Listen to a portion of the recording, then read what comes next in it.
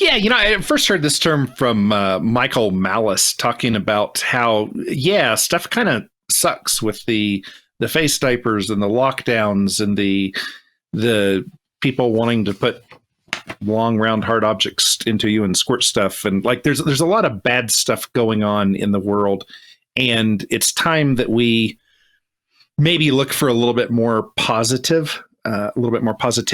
And so I'm thinking about this, and I'm kind of depressed, and on the other hand I want to be positive and hopeful about the future. And so I think about people who understand logical fallacies. And Philosophy 101 in college is a logic class where they teach basic logic and reason. And just about everybody, well, not everybody, people who have a pulse are going to college these days. It's not just for the smart people who want a professional career. It's everybody with a thumping heart goes to college because it's their natural right, according to some. And nobody, though, or not nobody, 95% of people are incredibly illogical. And so I put out a book, or I put out some video content, or some podcast content, or I see that someone else has, or I see this brilliant quote, or there's some arguing on social media, and some, could be fun and constructive arguing.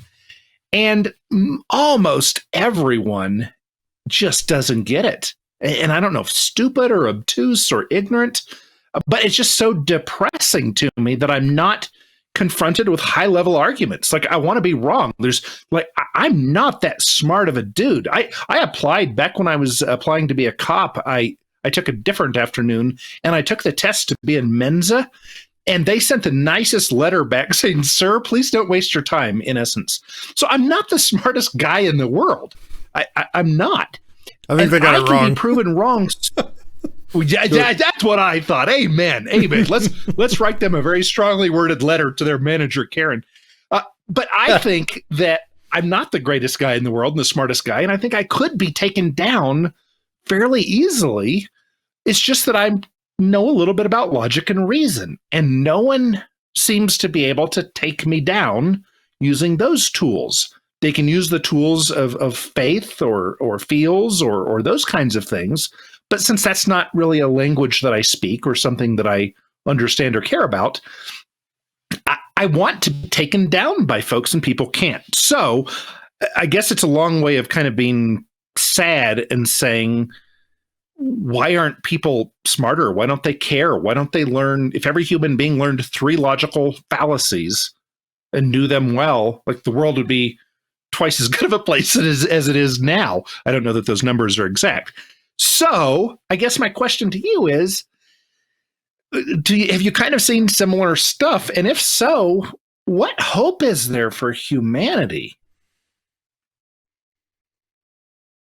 All right. Well, that was a good talk. So my next topic. Yeah, thanks for bringing up that black hole of despair. Of white pilledness.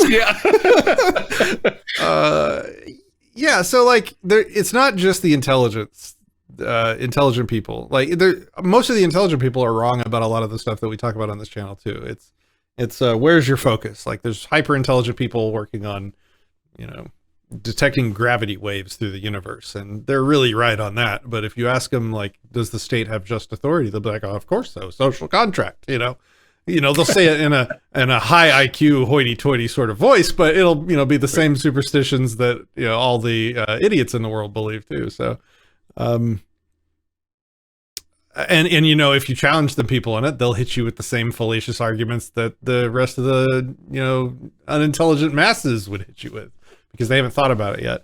I think that's what it is. It's just people haven't been challenged. They haven't been taught. They've been trained to believe things since they were little babies, and they've just kind of not thought about it since. And that's what we got to do. So is there hope? Yeah, because almost every person that I have introduced to these ideas and that have woken up to the basics of, like, don't hurt people and take their stuff, consent is king, they don't go back.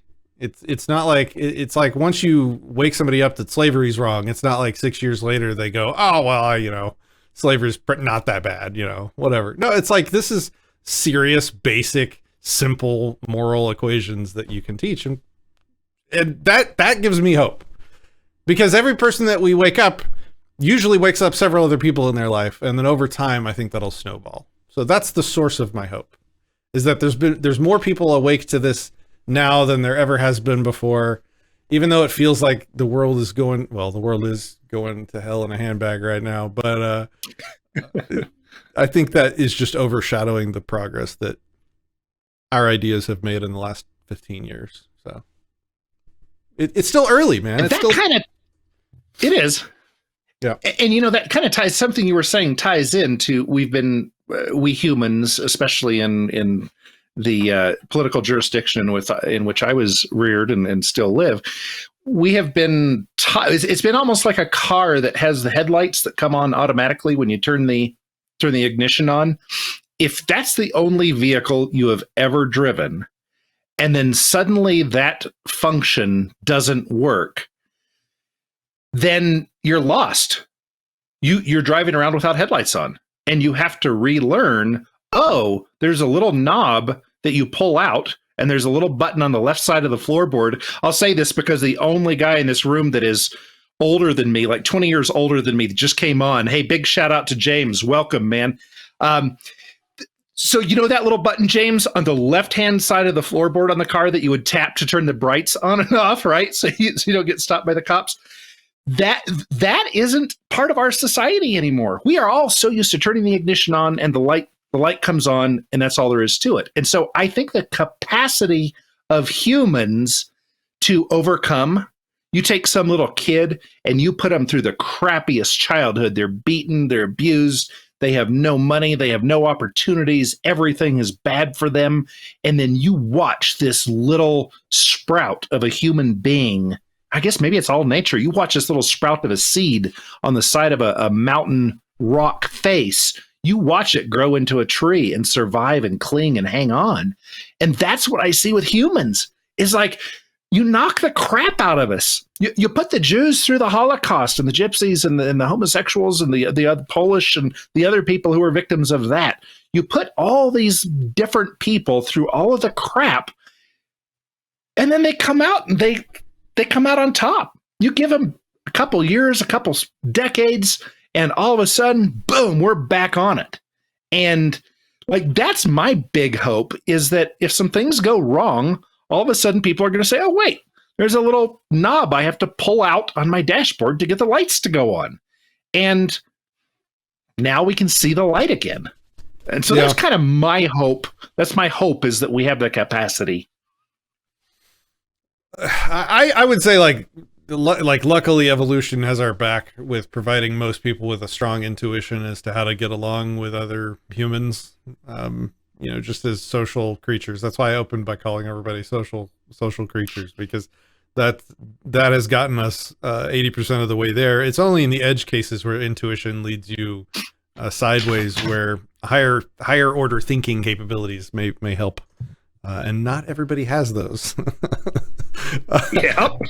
Liberty After Dark says, what did he say? Welcome to the era of postmodernism. Yeah, it doesn't help that we're going through a phase where all the people that have been coming out of college for the past 10 years have been trained to reject rationality to a large extent. So we're definitely going to go through like a, you know what? I talked to the guy who used to call himself Vin Armani. I forgot what his new name is. He renamed himself. But he called it the dim age. So it's not a dark ages. We're going through a dim age right now. So I think that's a good characterization of it. Adam says he could see Shepard being chosen as Time Magazine's nicest guy of the year. Isn't that the truth? That's so nice of you. Thank you. He's the Mr. Rogers of voluntarism. There you go. There you go.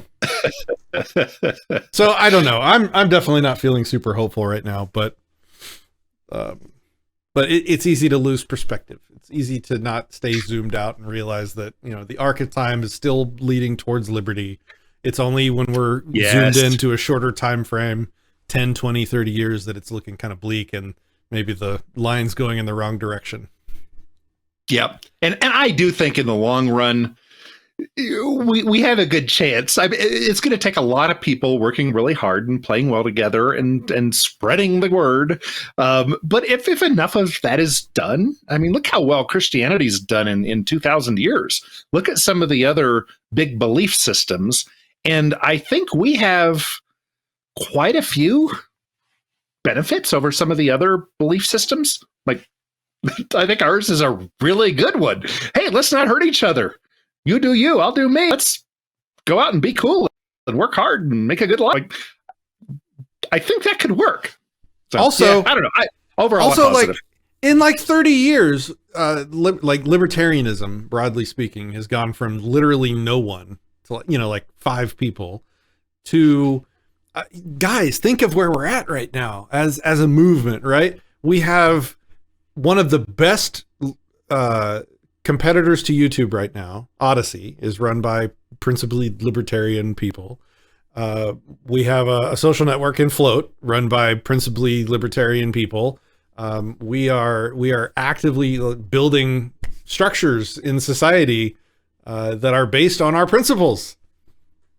Like, in only 30 years from 0 to that, that's really fast. That's explosive growth, in my opinion. So